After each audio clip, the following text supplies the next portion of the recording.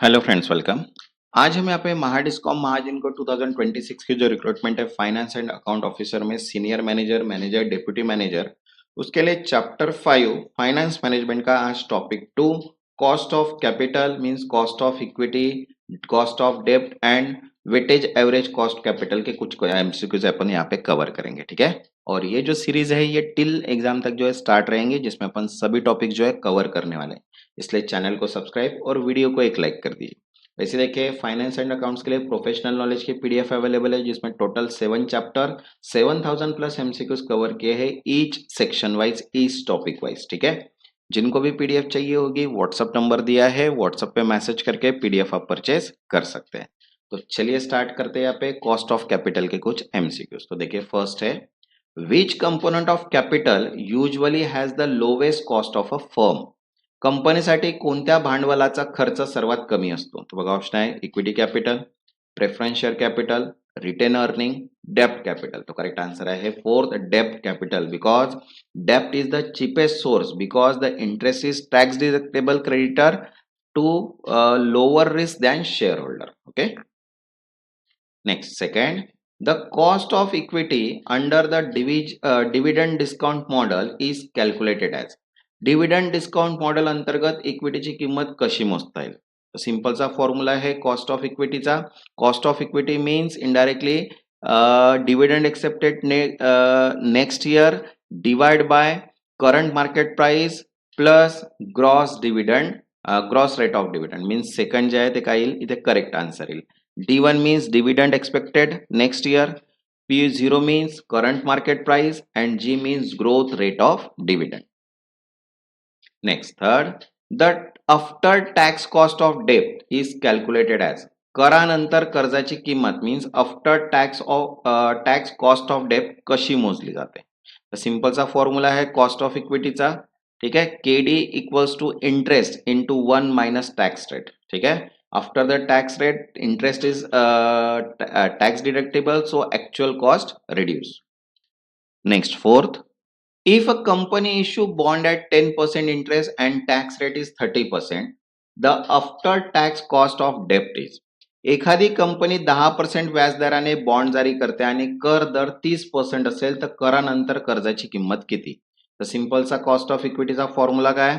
10% into 1 minus 30% means indirectly जे rate of interest दिला आहे तर 1 मायनस 30% जो टॅक्स आहे तो मीन्स इथे जे रिमेनिंग आहे ते काय आहे 7%. तर 7% tax shield reduce the cost of डेप्ट. तो करेक्ट आन्सर येईल इथे third 7%. Next, fifth, which of the following is not included in weighted average cost capital calculation. खालीलपैकी कोणता घटक वेटेज ॲव्हरेज गणनेत कॉस्ट कॅपिटल गणनेत समाविष्ट केला जात नाही? तर बघा, ऑप्शन आहे इक्विटी कॅपिटल, डेप्ट कॅपिटल, प्रेफरन्स शेअर, डेप्रिसिएशन. तर करेक्ट आन्सर आहे फोर्थ, डेप्रिसिएशन, ठीक है. Working weightage average cost capital include source of finance, not accounting expenses, so component include equity, debt, preference share and retain earning. Next, six, the weightage average cost of capital represent.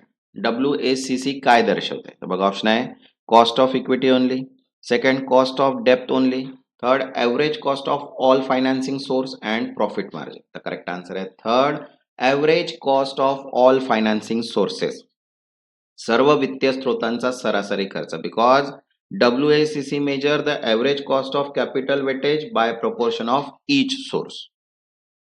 Next, 7, which factor reduce WACC the most. कोणता घटक WACC सर्वाधिक कमी करतो? बघा, option आहे first higher equity financing, second more डेप्ट financing with tax shield, third higher dividend pay out and fourth increase in retain earning. तर correct answer आहे इथे सेकंड, मोर डेप्ट फायनान्सिंग विथ टॅक्स शील्ड, कर सवलतीसह जास्त खर्च, बिकॉज डेप्ट reduces weightage average cost capital, because interest is tax deductible, debt is cheaper than equity.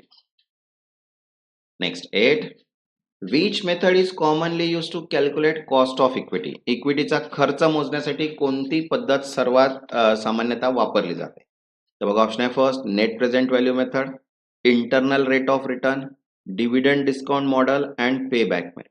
तर करेक्ट आन्सर आहे third, dividend discount model, because two common method, discount model and capital asset pricing model. Okay.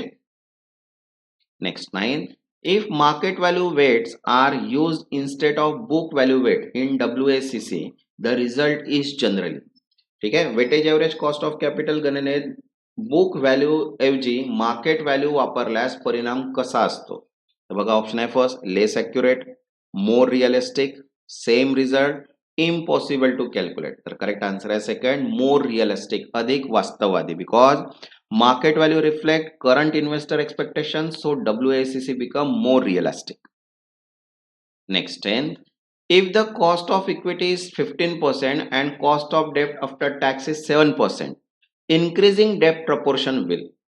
ठीक आहे, equity खर्च 15% आणि करानंतर कर्ज 7% असल्यास कर्जाचे प्रमाण वाढवल्यास काय होईल? तर बघा ऑप्शन आहे increase WACC, second keep WACC constant, decrease WACC initially and eliminate WACC. तो करेक्ट आन्सर येईल थर्ड, decrease WACC initially. सुरुवातीला WACC कमी होईल because debt is cheaper than equity, so adding debt initially reduce WACC unit until financial risk increase.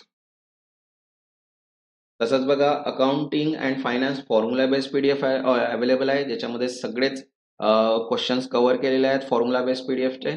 ज्यांना पण PDF हवी असेल WhatsApp number दिलेला आहे, व्हॉट्सअपला मेसेज करून PDF तुम्ही परचेस करू शकता. Next 11, which formula represent WACC. WACC चे सूत्र कोणते? तर WACC मीन्स काय? इक्विटी, डेप्ट अँड टोटल कॅपिटल. तर बघा इथे equity divide by total capital into equity means debt of cost of equity plus DV means D means debt divided by total capital and into cost of equity. The correct answer is second. Okay.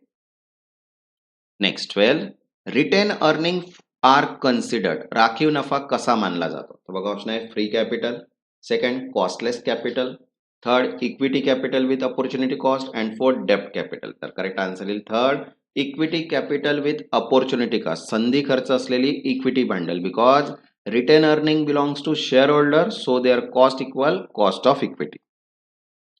Next 13, if a firm WACC is 10%, it should accept project with return.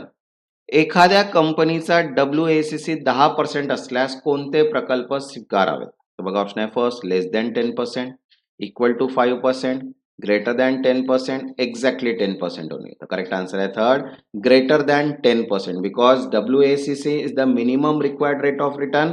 Project return greater than WACC, then firm value increase. Next 14, cost of preference share is calculated as. प्राधान्य समभागाचा खर्च कसा मोजला जातो? तर बघा option आहे dividend divide by market price, second dividend into price, third price divide by dividend and fourth dividend plus growth rate. तर करेक्ट आन्सर आहे first, dividend plus market price, because it preference share usually have fixed dividend without growth.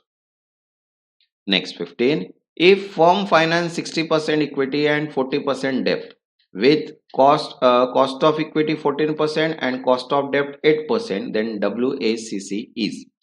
कंपनीचे 6% equity व 40% कर्ज असेल तर cost of equity and cost of डेब्ट 8% असल्यास WACC किती?